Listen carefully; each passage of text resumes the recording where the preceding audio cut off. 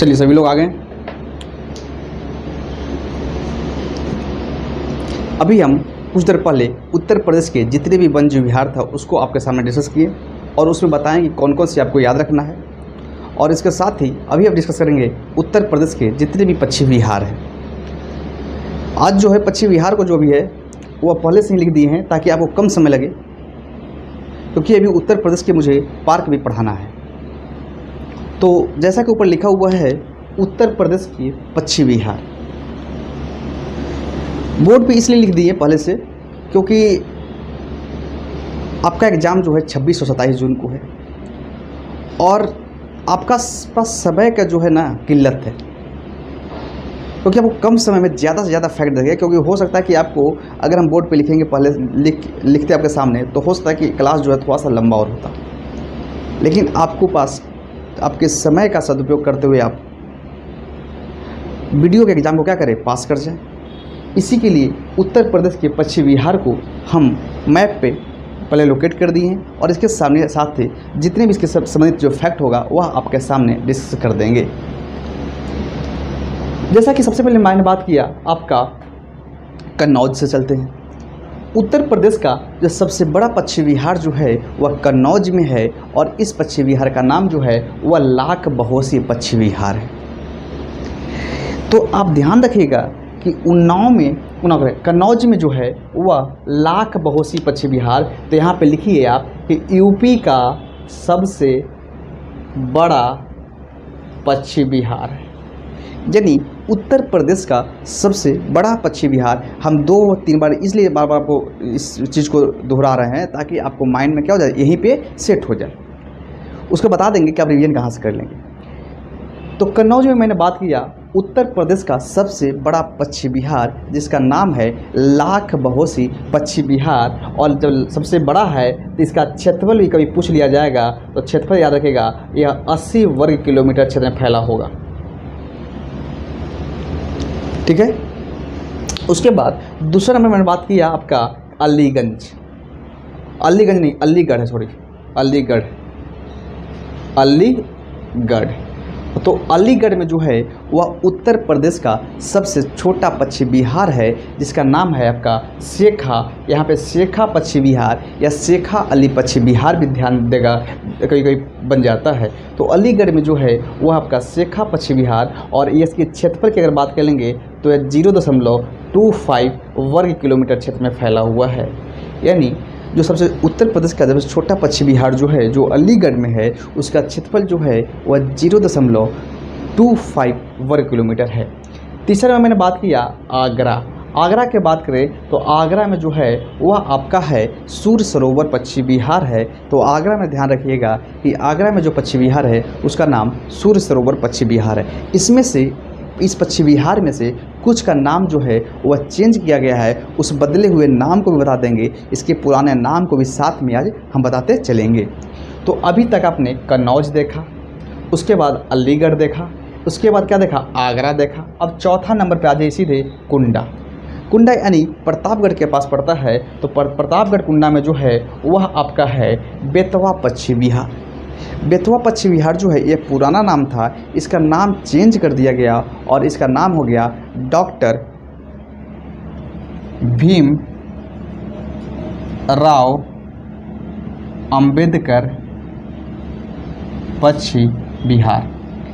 यानी जो कुंडा यानी प्रतापगढ़ जो है वह आपका बेतवा पक्षी विहार। तो बेतवा पक्षी विहार का नाम क्या हुआ आपके डॉक्टर भीमराव अंबेडकर पक्षी विहार। सबसे बड़ी बात यह है कि उत्तर प्रदेश के वीडियो एग्जाम में जो उत्तर प्रदेश के कुछ शहरों का नाम जो है वह नाम उनका चेंज किया गया है, उस नाम को आप देख लेंगे, क्योंकि यहाँ से सीधे प्रश्न आपके प्रश्न में देखने को अवश्य मिल सकता है। बदले हुए नाम से प्रश्न जरूर बनने की संभावना है, क्योंकि इस बार उत्तर प्रदेश के वीडियो एग्जाम में 8 से 10 प्रश्न यूपी स्पेशल के आने की संभावना है। और अगर आपका एक प्रश्न गलत होता है तो लगभग 1500 से 1700 लड़के के बीच जो हैं वो पीछे चले जाएंगे और आपकी सफलता की जो उम्मीद जो है ना वो ख़त्म हो सकती है।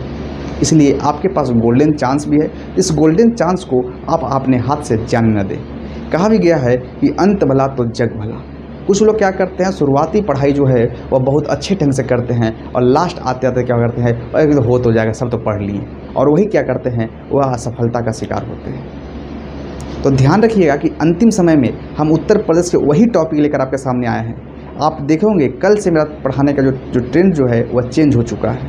पहले मैं कल के पहले तक यानी परसों तक जो जितना भी मैंने क्लास लिया उसमें क्या था कि पूरा डीपली ज़्यादा था, लेकिन आपकी परीक्षा को देखते हुए कम समय में ज़्यादा आपके ऊपर बर्डन ना हो और उतना ही फैक्ट डिस्कस करें जो चीज़ जहाँ से सीधे प्रश्न बनने की संभावना हो।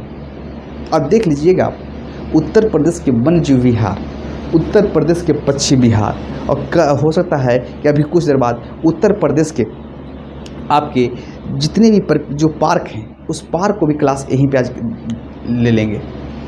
और लेकिन कुछ लोग क्या होंगे ऑनलाइन जुड़े होंगे, तो आप ध्यान रखिएगा कि अगर आप इस क्लास को पूरा रिवीजन करना चाहते हैं तो यूट्यूब पर जाइएगा, यूट्यूब पर सर्च करिएगा, सर्च बॉक्स में सर्च कीजिएगा मिश्रा सर 5039।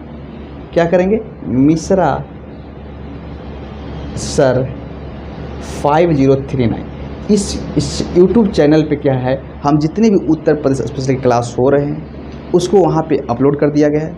कुछ क्लास पहले का भी है, उसको भी देख लेंगे। लगभग 5 क्लास जो है वह पहले अपलोड किया जा चुका है, तो आप जाकर वहाँ से रिवीजन कर लीजिएगा। इसके साथ ही आज जो है वह उत्तर प्रदेश के पश्चिमी बिहार वाला भी आप क्लास अपलोड कर दिया जाएगा। तो आप ध्यान रखेंगे, हम यहाँ पर थे कुंडा में, तो कुंडा में बात किए आपका भीमराव अंबेडकर पश्चिमी बिहार। इसके बाद सीधा ये बलिया आइए। बलिया की अगर बात कर लेंगे, बलिया नहीं, यहाँ पे देखिए 5वां नंबर तो रायबरेली देख लेते हैं। रायबरेली की बात करेंगे तो रायबरेली में जो है वह आपका है समस्तीपुर पश्चिमी बिहार। रायबरेली में आपके समस्तीपुर पश्चिमी बिहार अभी बता देंगे। इतना में से भी आपको 8 में से कौन 3-4 ज़्यादा 4 या 5 जो है आप बहुत ज़्यादा उसको तवज्जो दीजिएगा। इसे आपके सामने उतना ही लेकर आए हैं जितना आपके लिए बहुत महत्वपूर्ण है। 8 बजे आपको 8 नहीं 9 पश्चिमी बिहार को पढ़ा रहे हैं। इस 9 पश्चिमी बिहार में सब अपने आप में इंपॉर्टेंट है, लेकिन इसमें से भी सबसे ज़्यादा अगर 5 एक्स्ट्रा के देखेंगे तो ही बता देंगे तुरंत लगले। तो रायबरेली में जो है वह आपका है समस्तीपुर पश्चिमी बिहार। और 6ठा नंबर मैंने बात किया बलिया। बलिया की बात कर ले तो बलिया में जो है वह था, पहले इसका नाम था सुल्ला ताल पश्चिमी बिहार। क्या नाम था? सुल्ला ताल पश्चिमी बिहार। लेकिन सुल्ला ताल पश्चिमी बिहार का नाम चेंज करके आपका लोकनायक जयप्रकाश नारायण पश्चिमी बिहार कर दिया गया है। तो आपका बलिया में जयप्रकाश नारायण पश्चिमी बिहार है। इसके बाद 7वां नंबर मैंने बात किया संत कबीर नगर। और संत कबीर नगर में जो है वह आपका है बखीरा पश्चिमी बिहार। संत कबीर नगर में जो है वह बखीरा पश्चिमी बिहार है। और 8वां नंबर पर आइएगा उन्नाव, जो कि बहुत क्या है आपका मोस्ट इम्पॉर्टेंट है। और इसमें उन्नाव में जो है यह उत्तर प्रदेश का सबसे पहला पश्चिमी बिहार है, यानी यूपी का प्रथम पश्चिमी बिहार जो है वह आपका उन्नाव में है। और उन्नाव में उसका आपका नाम क्या है? नवाबगंज पश्चिमी बिहार। इससे भी ज़्यादा इम्पोर्टेंट है कि नवाबगंज पश्चिमी बिहार का नाम जो है वह चेंज कर दिया गया है और इसका नाम जो है वह कर दिया गया है शहीद चंद्रशेखर आज़ाद पश्चिमी बिहार। ध्यान रखिएगा कि उन्नाव में जो है वह नवाबगंज पश्चिमी बिहार है और नवाबगंज पश्चिमी बिहार का नाम चेंज कर दिया गया है और इसका नाम कर दिया शहीद चंद्रशेखर आज़ाद पश्चिमी बिहार। उसके बाद 9वां नंबर पर मैंने बात किया था यहाँ पे हरदोई में आपका सांडी पश्चिमी बिहार। हरदोई में सांडी पश्चिमी बिहार, यानी उत्तर प्रदेश के कुछ आपको जनपदों का लोकेशन इधर उधर हुआ होगा तो उसको आप मैनेज कर लीजिएगा, क्योंकि थोड़ा सा बोर्ड आपके यहाँ पे छोटा है, इस कारण से थोड़ा सा आपको दिक्कत महसूस होगी, इसलिए चिंता नहीं करना है। एक बार फिर से 2 मिनट में आपको रिकॉल करवा देते हैं, फिर हम पढ़ेंगे उत्तर प्रदेश के जितने भी महत्वपूर्ण पार्क, इसके साथ ही उत्तर प्रदेश के जितने भी मुख्यालय हैं इसको भी देखने का प्रयास करेंगे। चलिए आइए रिकॉल करते हैं। सबसे पहले मैंने बात किया कन्नौज की, तो कन्नौज में जो है वह यूपी का सबसे बड़ा पश्चिमी बिहार है जिसका नाम है लाख बहोसी पश्चिमी बिहार और इसकी क्षेत्रफल जो है वह 80 वर्ग किलोमीटर है। दूसरा आपने बात किया अलीगढ़ में जो है वह शेखा पश्चिमी बिहार है और इसकी क्षेत्रफल जो है वह 0.25 अब वर्ग किलोमीटर है। तीसरा नंबर मैंने बात किया आगरा में जो है वह सूर सरोवर पश्चिमी बिहार है। और चौथा नंबर मैंने बात किया कुंडा में जो है आपका बेतवा पश्चिमी बिहार है जिसका नाम परिवर्तित करके डॉक्टर भीमराव अंबेडकर पश्चिमी बिहार कर दिया गया है। उसके बाद 5वां नंबर मैंने बात किया रायबरेली, और रायबरेली में जो है वह समस्तीपुर पश्चिम बिहार है। 6ठा नंबर मैंने बात किया बलिया, बलिया में लोक जयप्रकाश नारायण पश्चिम बिहार है, जिसका पुराना नाम सुलह ताल पश्चिम बिहार था। संत कबीर नगर में बात के लिए जाए तो बखीरा पश्चिम बिहार, और आपका उन्नाव में बात के लिए जाए तो नवाबगंज पश्चिम बिहार, और आपका इसके साथ ही हरदोई में बात के लिए जाए तो सांडी पश्चिम बिहार। उत्तर प्रदेश के जितने भी पश्चिम बिहार थे उनको आपको सामने पढ़ाने का प्रयास किया, और इसमें कोई डाउट होता है तो आप पूछ लीजिए।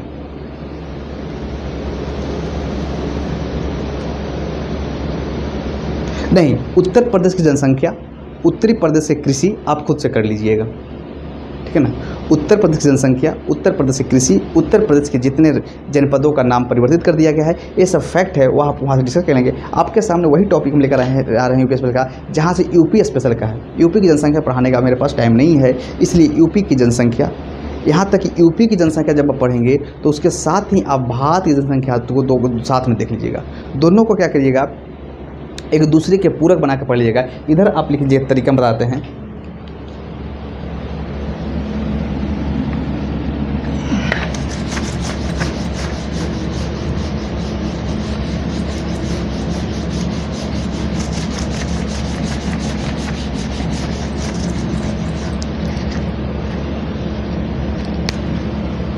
यहाँ पे लिखिएगा भारत की जनसंख्या, इधर लिखिएगा आपका यूपी की जनसंख्या, और दोनों को क्या करेंगे, तुलना करके याद कर लेंगे तो आपको क्या है, मतलब आपको गलत होने की संभावना ना की बराबर है। जैसे मान लीजिए भारत के यहाँ पे लिखिए जनसंख्या कितना है, यहाँ लिखिए जनसंख्या, इसका जनसंख्या लिखिए, यूपी की जनसंख्या लिख लीजिए।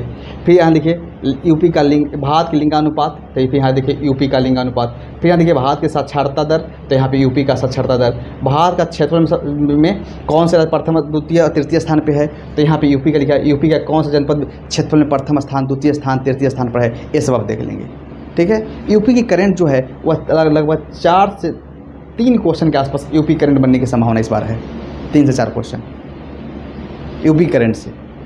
लेकिन पूरा यूपी की मिला लेंगे तो लगभग आपको, मैंने जो करंट छोड़कर 8 से 10 क्वेश्चन बता रहा हूँ, यूपी के 8 से 10 क्वेश्चन यूपी स्पेशल का आपको देखने को बस मिलेंगे। अब देखिएगा इस बार, तो उम्मीद और आशा करते हैं कि आपको कोई डाउट अब नहीं होगा, ठीक है। अब पढ़ते हैं उत्तर प्रदेश के जितने भी पार्क हैं उसको आपको मैप से समझाने का प्रयास करेंगे, ठीक है। ठीक, चलिए फिर मिलते हैं 10 मिनट बाद, ठीक।